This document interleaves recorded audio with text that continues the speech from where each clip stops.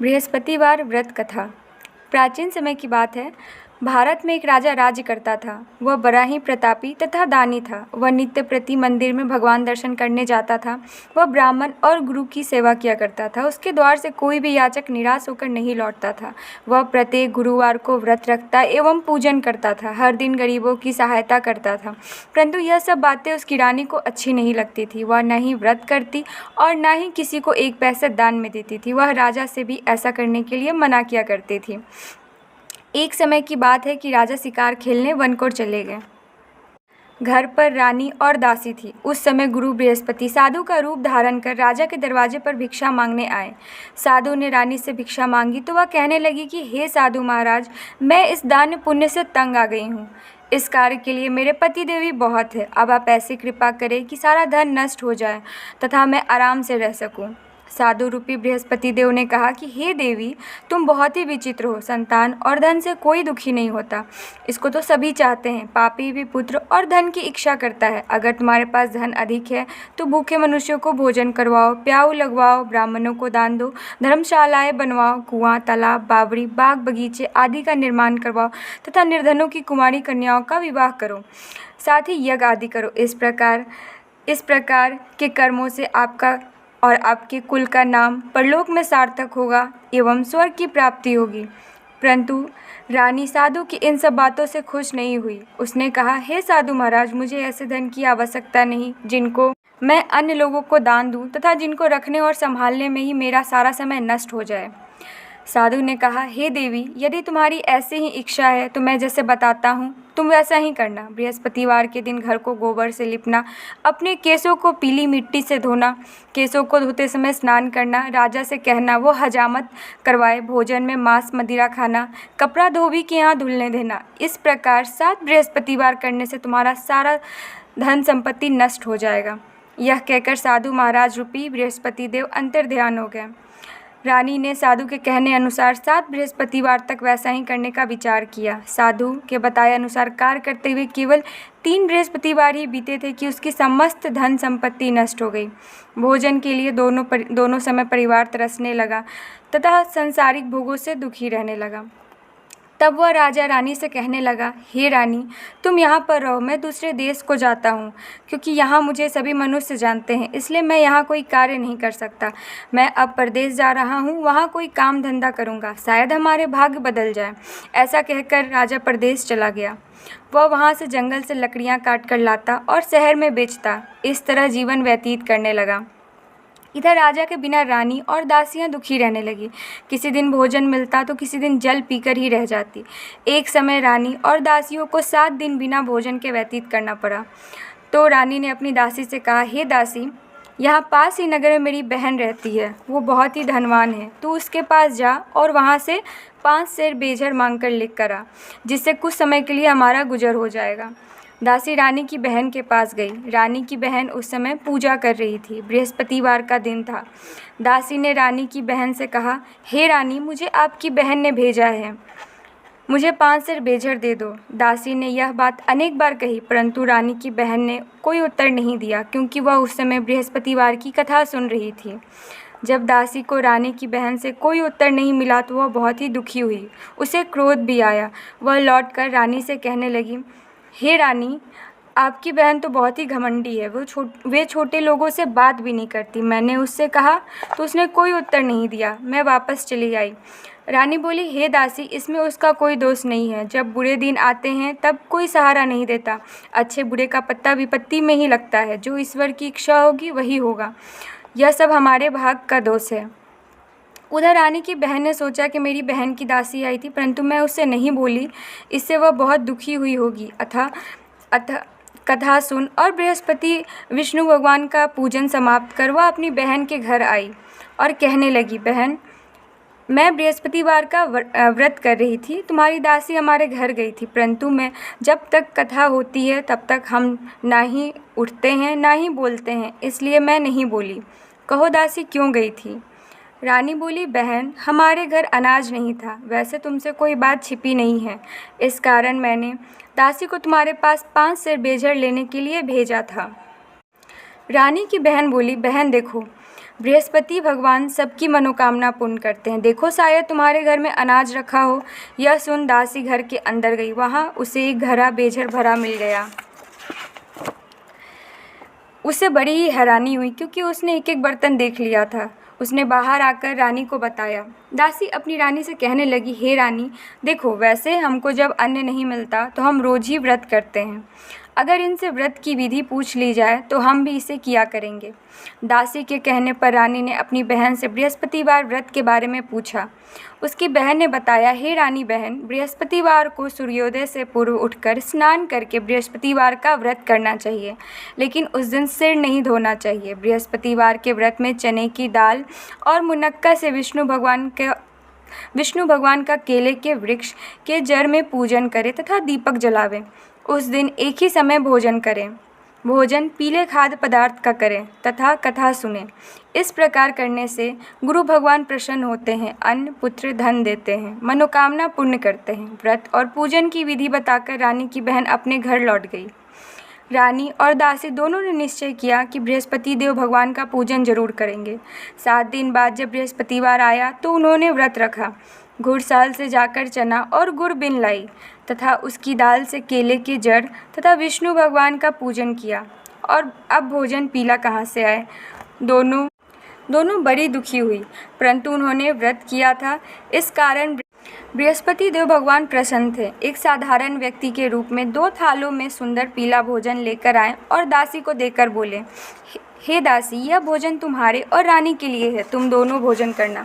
दासी भोजन पाकर बड़ी ही प्रसन्न हुई और रानी से बोली, रानी जी भोजन कर लो। रानी को भोजन आने के बारे में कुछ भी पता नहीं था, इसलिए वह दासी से बोली, जा तू ही भोजन कर, क्यों तुम व्यर्थ में हमारी हंसी उड़ाती है। दासी बोली, एक व्यक्ति भोजन दे गया है। रानी कहने लगी, वह भोजन तेरे लिए दे गया है, तू ही भोजन कर।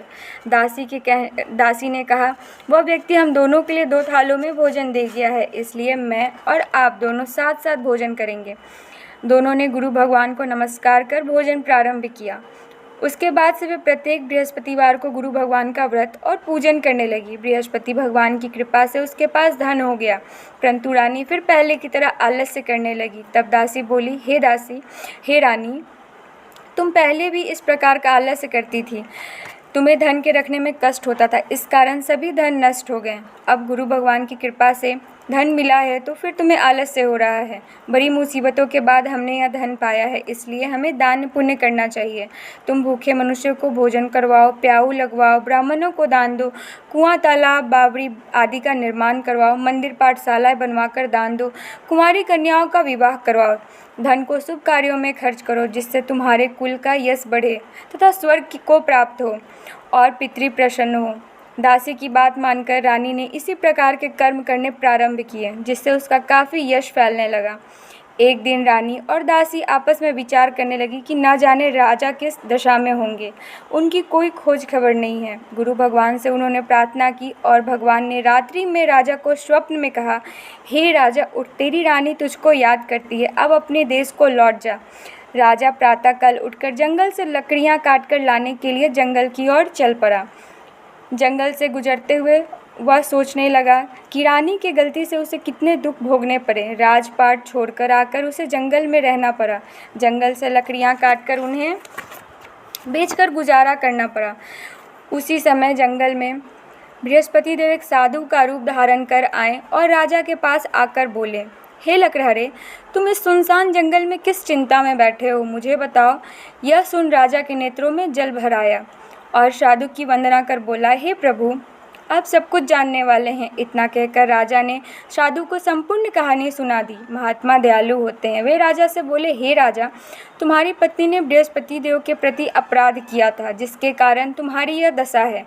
अब तुम किसी प्रकार की चिंता मत करो, भगवान तुम्हें पहले से अधिक धन देंगे। देखो, तुम्हारी पत्नी ने बृहस्पतिवार का व्रत करना प्रारंभ कर दिया है।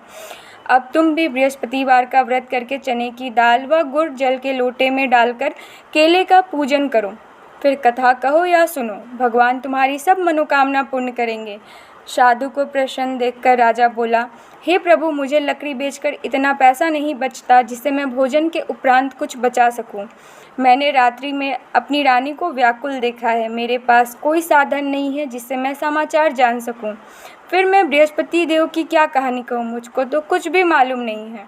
साधु ने कहा, हे राजा, तुम किसी बात की चिंता मत करो। बृहस्पतिवार के दिन तुम रोजाना की तरह लकड़ियाँ लेकर शहर में जाओ। तुम्हें रोज से दोगुना धन प्राप्त होगा, जिससे तुम भली भांति भोजन कर लोगे तथा बृहस्पति देव का पूजा का सामान भी आ जाएगा। बृहस्पतिवार की कथा इस प्रकार है। प्राचीन काल में एक बहुत ही निर्धन ब्राह्मण था। उसकी कोई भी संतान नहीं थी। वह नित्य पूजा पाठ करता, परंतु उसकी स्त्री बहुत ही मलिनता के साथ रहती थी। वह न ही स्नान करती थी, न ही किसी देवता का पूजन करती। वह प्रातः काल उठते ही सर्वप्रथम भोजन करती, बाद में कोई अन्य कार्य करती। ब्राह्मण देवता बहुत ही दुखी रहते थे।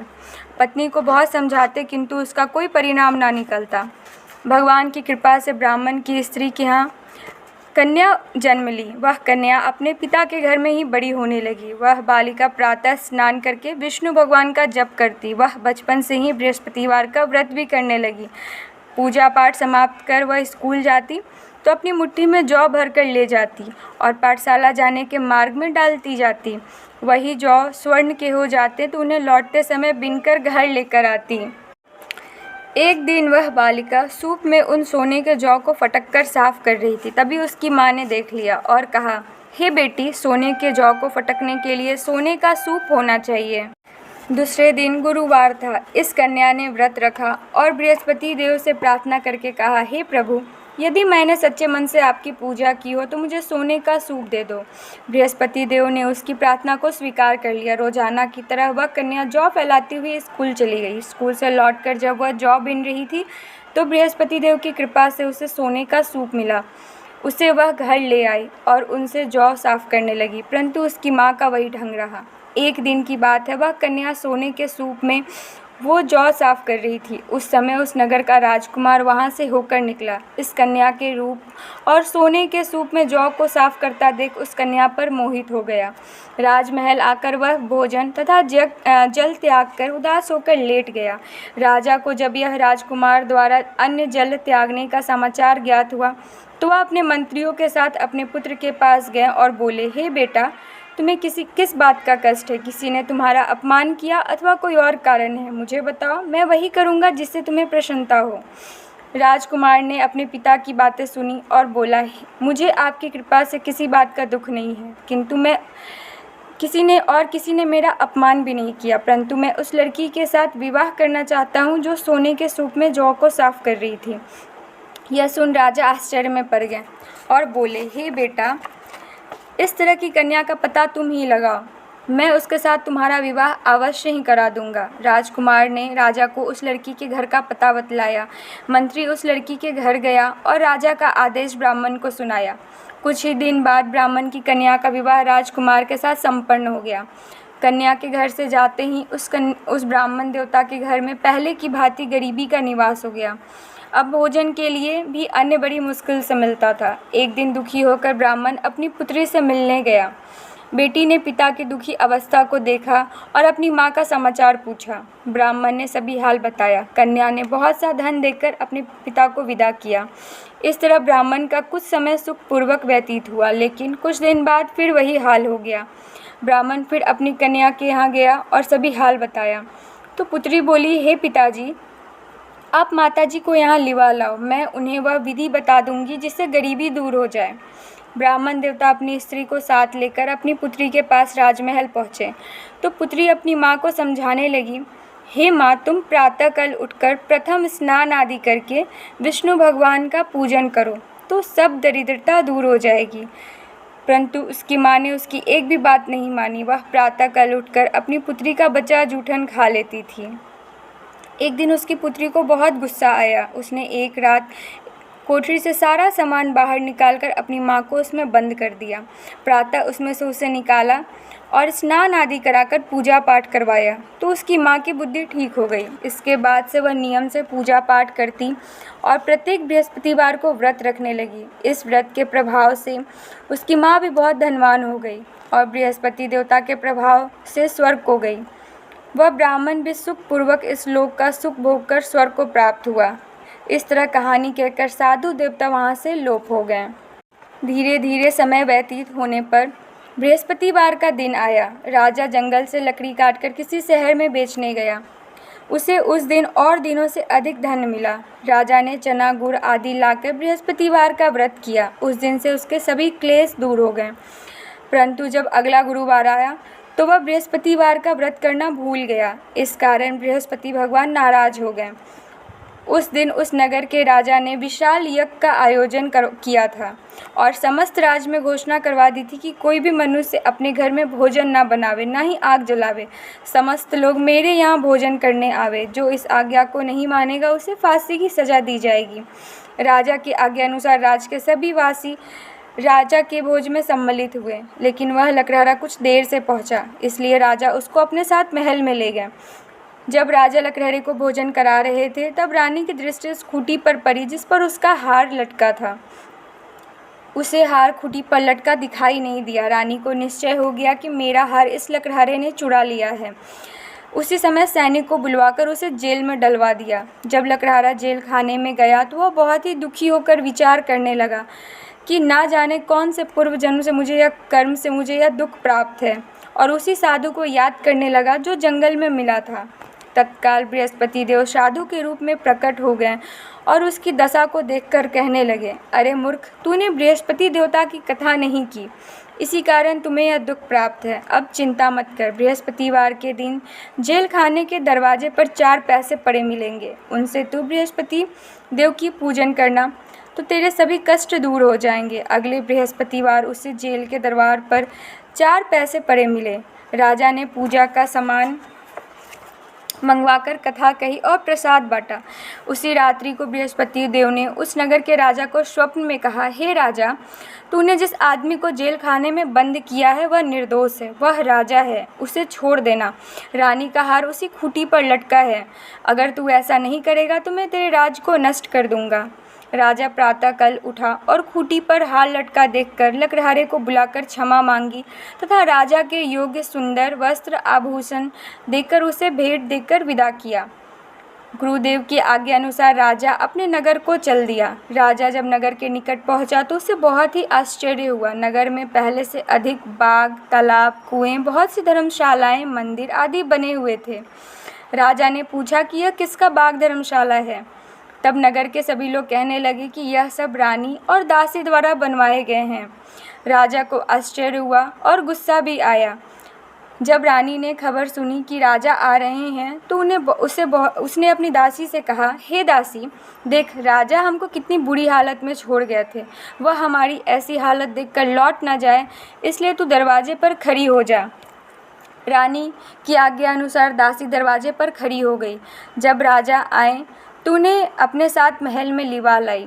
तब राजा ने क्रोध करके अपनी तलवार निकाली और पूछने लगा, बताओ, यह धन तुम्हें कैसे प्राप्त हुआ है। तब रानी ने बताया कि हमें यह धन बृहस्पति देव के व्रत के प्रभाव से प्राप्त हुआ है। राजा ने तब निश्चय किया कि 7 रोज बाद तो सभी बृहस्पति देव का पूजन करते हैं, परंतु मैं रोजाना दिन में 3 बार कथा कहा करूँगा तथा रोज ही व्रत किया करूँगा। अब हर समय राजा के दुपट्टे में चने की दाल बंधी रहती थी तथा और दिन में वह 3 बार कथा किया करता था। एक रोज़ राजा ने विचार किया कि चलो अपनी बहन के यहाँ हो आवे। इस तरह का निश्चय कर राजा घोड़े पर सवार होकर अपनी बहन के यहाँ चल दिया। मार्ग में उसने देखा कि कुछ आदमी एक मुर्दे को लिए जा रहे हैं। उन्हें रोककर राजा कहने लगा, अरे भाइयों, मेरी बृहस्पतिवार की कथा सुन लो। वे बोला, लो, हमारा तो आदमी मर गया है, इसको अपनी कथा की पड़ी है। परंतु कुछ आदमी बोले, अच्छा कहो, हम तुम्हारी कथा भी सुनेंगे। राजा ने दाल निकाली और कथा कहनी शुरू कर दी। जब कथा आधी हुई तो मुर्दा हिलने लगा और जब कथा समाप्त हुई तो राम राम करते हुए वह मुर्दा खड़ा हो गया। राजा आगे बढ़ा। उसे चलते चलते शाम हो गई। आगे मार्ग में उसे किसान खेत में हल चलाता मिला। राजा उससे बोला, अरे भैया, तुम मेरी बृहस्पतिवार की कथा सुन लो। किसान बोला, जब तक मैं तेरी कथा सुनूंगा तब तक 4 हड़िया जोत लूँगा। जा अपनी कथा किसी और को सुनाना। राजा आगे चलने लगा। राजा के हटते ही बैल पछाड़ खाकर गिर गए और किसान के पेट में ज़ोर से दर्द होने लगा। उसी समय किसान की पत्नी रोटी लेकर आई। उसने जब यह देखा तो अपने पुत्र से सभी हाल पूछा। बेटे ने सभी हाल बता दिया। बुढ़िया दौड़ी दौड़ी उस घुड़सवार के पास गई और उनसे कही, मैं तेरी कथा सुनूंगी, तू अपनी कथा चलकर मेरे खेत पर कहना। राजा ने लौटकर बुढ़िया के खेत पर जाकर कथा कही, जिसको सुनते ही बैल खड़े हो गए और किसान के पेट का दर्द भी बंद हो गया। राजा अपनी बहन के घर पहुंच गया। बहन ने भाई की खूब मेहमानी की। दूसरे रोज प्रातःकाल राजा जगा तो वह देखने लगा कि सभी लोग भोजन कर रहे हैं। राजा ने अपनी बहन से पूछा कि ऐसा कोई मनुष्य नहीं है जिसने भोजन ना किया हो, जो मेरी बृहस्पतिवार की कथा सुन ले। तो बहन बोली, हे भैया, यह देश ऐसा ही है। यहाँ पहले लोग भोजन करते हैं, बाद में कोई अन्य कार्य करते हैं। अगर पड़ोस में कोई हो तो देख आती हूँ। ऐसा कहकर बहन देखने चली गई, परंतु उसे ऐसा कोई मनुष्य नहीं मिला जिसने भोजन ना किया हो। फिर वह एक कुम्हार के घर गई, जिसका लड़का बीमार था। उसे मालूम हुआ कि उसके यहाँ 3 दिनों से किसी ने भोजन नहीं किया है। रानी ने अपने भाई की कथा सुनने के लिए कुम्हार से कहा। वह तैयार हो गया। राजा ने जाकर बृहस्पतिवार की कथा कही, जिसको सुनकर उसका लड़का ठीक हो गया। अब तो राजा की प्रशंसा होने लगी। एक दिन राजा ने अपनी बहन से कहा, हे बहन, मैं अपने घर जाऊंगा, तुम भी तैयार हो जाओ। राजा की बहन ने अपनी सास से अपने भाई के साथ जाने की आज्ञा मांगी। सास बोली, चली जा, परंतु अपने लड़कों को मत लेकर जाना, क्योंकि तेरे भाई की कोई संतान नहीं है। बहन ने अपने भाई से कहा, हे भैया, मैं तो चलूँगी, परंतु कोई बालक नहीं जाएगा। राजा ने कहा, जब कोई बालक नहीं चलेगा तो तुम जाकर ही क्या करोगी। दुखी मन से राजा अपने नगर को लौट आया। राजा ने अपनी रानी से कहा, हम निसंतान हैं, इसलिए कोई हमारे घर आना पसंद नहीं करता। इतना कहकर वह बिना भोजन किए शैया पर लेट गया। रानी बोली, हे प्रभु, बृहस्पति देव ने हमें सब कुछ दिया है, वे हमें संतान भी अवश्य ही देंगे। उसी रात्रि में बृहस्पति देव ने राजा को स्वप्न में कहा, हे राजा, उठ, सभी सोच त्याग दे, तेरी रानी गर्भवती है। राजा को यह जानकर बड़ी ही खुशी हुई। 9वें महीने रानी के गर्भ से एक सुंदर पुत्र पैदा हुआ।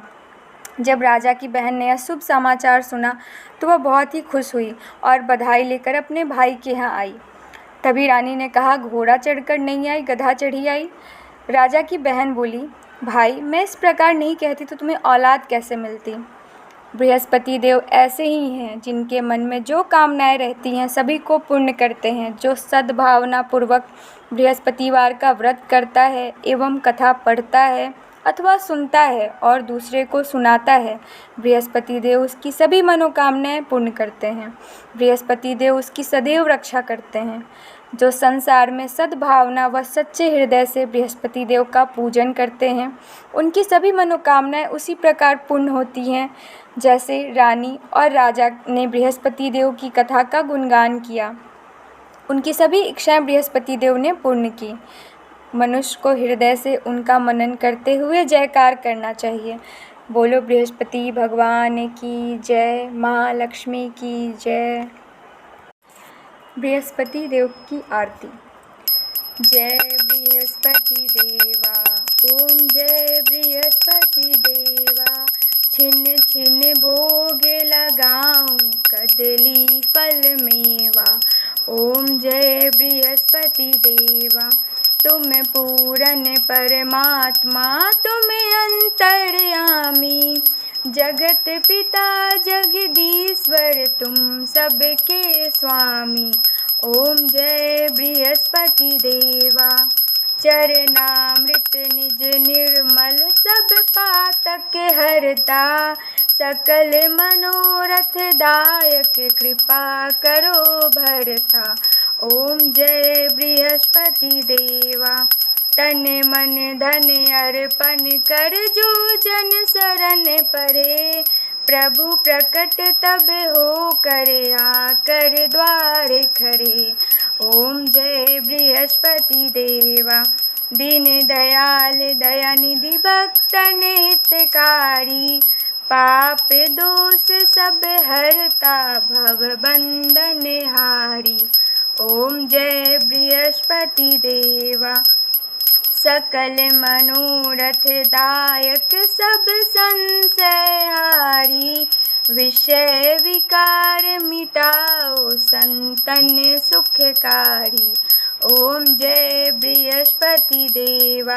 जो कोई आरती तेरी प्रेम सहित गावे, जेठानंद आनंद कर सो निश्चय पावे। ओम जय बृहस्पति देवा। बोलो भगवान विष्णु की जय, माँ लक्ष्मी की जय।